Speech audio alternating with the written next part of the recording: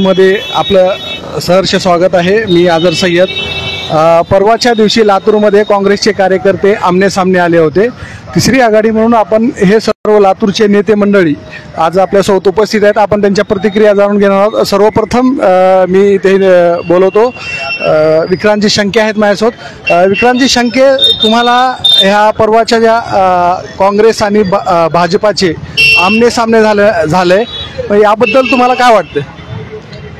बघा, आता मागच्या 3 दिवसापासून तुम्ही ज्या पद्धतीने म्हणलं की भाजपचे नेते आणि काँग्रेसचे नेते त्या प्रभागाच्या रस्त्याच्या विकासाच्या कामावरून एकमेकांसमोर आलेले आहेत। मला असं वाटतं की ही सगळी जी घटना आहे ती स्क्रिप्टेड घटना आहे। कारण लातूर शहराच्या विकासाचा मक्ता हा काँग्रेसने घेतलेला नाही, पहिली गोष्ट ही आहे।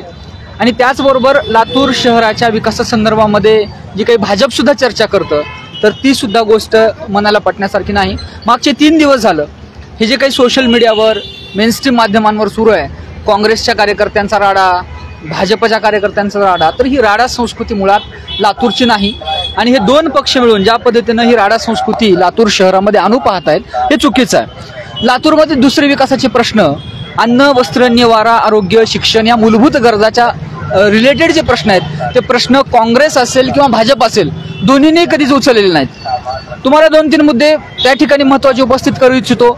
हे काँग्रेसच्याही नेत्यांनी लक्षात घ्यावेत आणि भाजपच्याही नेत्यांनी लक्षात घ्यावे जर त्यांना विकासाची इतकी आच असेल आणि त्यांच्या विकासाची चाड असेल तर।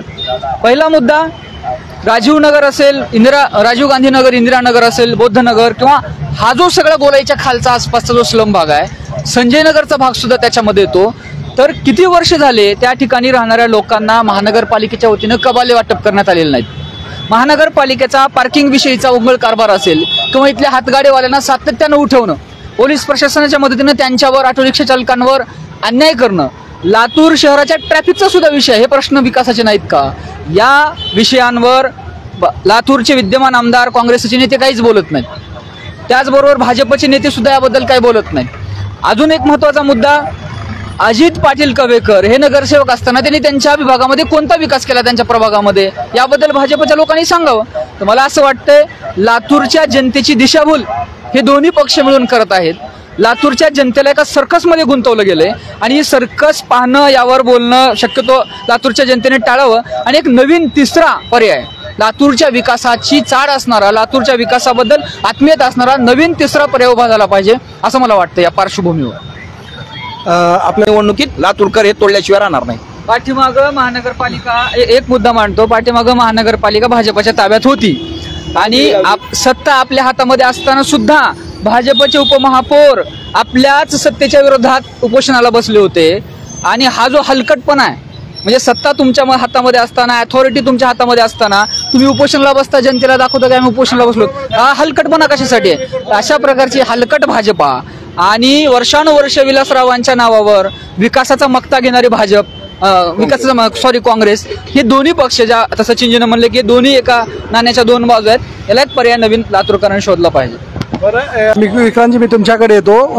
मला काय एक प्रश्न आहे की यांनी आता भविष्यामध्ये कुठंतरी तडजोड करून सोबत येऊन आपला लातूरचा जो विकास आहे त्या विकासाला गती द्यावी का, असं तुम्हाला वाटतंय का? तडजोड कुणी करावी, म्हणजे लोकांनी एकत्र यावं असं तुमचं म्हणणं आहे? नाही सर, माझं म्हणणं असं आहे की जे कार्यकर्ते आहेत जे आपल्या लातूरला विलासराव देशमुख, चाकूरकर असतील, यशवंतराव चव्हाण असतील, ह्या सर्वांचा वारसा लाभलेला आहे। म्हणजे ह्या वारशातून आपण मोठे झालेलो आहेत। त्या वारशातून कुठंतरी आता एका जागी येऊन लातूरच्या विकासाला गती द्यावं असं तुम्हाला वाटतंय का? नक्कीच। आता तुम्ही जे नावं घेतलीत, विलासराव देशमुख असतील किंवा चाकूरकर असतील, तर त्यांच्याकडे लातूरच्या विकासाला घेऊन एक नक्कीच व्हिजन होतं आणि या व्हिजनला घेऊन एकत्र येऊन विकास व्हायला पाहिजे, पण तो होत नाही। दुसरी महत्त्वाची गोष्ट, आता जो मुद्दा आपण बोलताना चर्चेमध्ये आपण तो मुद्दा महत्त्वाचा होता की या सगळ्या भाजप आणि काँग्रेसच्या राडा संस्कृतीमध्ये युवकांच्या भविष्याचं काय, त्याला जोडून एक मी असा प्रश्न उपस्थित करतो या माध्यमातून लातूरच्या युवकांबद्दल सचिनजी, की लातूरचे युवक त्यांच्या हक्काबद्दल जागरूक आहेत का? आज लातूरमधला युवक, मला असं वाटतं की लातूरमधल्या युवकांना भाजपच्या किंवा काँग्रेसच्या पाठीमागे जाऊन त्यांचे झेंडे उचलण्यापेक्षा, त्यांच्या सतरंज्या उचलण्यापेक्षा आपल्याला आवश्यक असलेला रोजगाराचा हक्क मागावा, आपल्याला आवश्यक असलेला शिक्षणाचा हक्क मागावा आणि लातूरमध्ये भाजप आणि काँग्रेसमधून परिवर्तन होईल ही अपेक्षा आता लातूरकरांनी सोडून द्यायला पाहिजे. बरोबर आहे. कारण मागचे 45 वर्ष झालं काँग्रेसच्या हातामध्ये सत्ता आहे. लातूरचा कुठेच विकास दिसत नाही आणि येणाऱ्या काळामध्ये लातूरच्या समस्या वाढत जाणार आहेत. ट्रॅफिकची समस्या असेल, पाठीमागं नळाला पिवळं पाणी आलं, पाण्यासंदर्भातली समस्या असेल, जीवनावश्यक वस्तूसाठी आता जीवनावश्यक परिस्थितीसाठी लातूरकरांना संघर्ष करावा लागत आहे. तर मला असं वाटतं या माध्यमातून मला सांगू इच्छितो मी लातूरकरांना, लातूरच्या तरुणांना खास करून, की तुम्ही सगळ्यांनी आता एक वज्रमूठ बांधली पाहिजे. तुम्ही एखादा नवीन पर्याय उभा केला पाहिजे. सगळ्यांनी मिळून लातूरच्या जनतेला असं वाटलं पाहिजे की लातूरचा विकास करणं हे माझ्यासाठी महत्वाचं आहे. लातूरच्या विकासाचं स्वप्न माझं आहे. कुठला तरी काँग्रेस आमदार, भाजपचा आमदार येऊन लातूरच्या विकासाबद्दलचं एक मॉडेल तुम्हाला देतोय, एक गाजर तुम्हाला देतोय, हे चुकीचं आहे. तुम्ही जे म्हणले तो मुद्दा अगदी बरोबर आहे.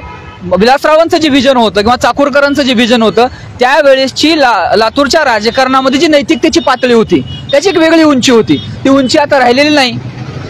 दोन पक्षाचे कार्यकर्ते संवैधानिक मार्गाने एखादी आंदोलन करण्याचा प्रयत्न असेल किंवा कुठला संवैधानिक मार्गाने कार्यक्रम असेल तो सोडून एकमेकाच्या अंगावर धावून जातात आणि लातूरमध्ये एक नवीन राडा संस्कृती आणण्याचं हे जे काही घाट आहे तो सुद्धा हाणून पाडला पाहिजे आणि लोकांनी जागृत झालं पाहिजे. ओव्हरऑल मला हेच वाटतं.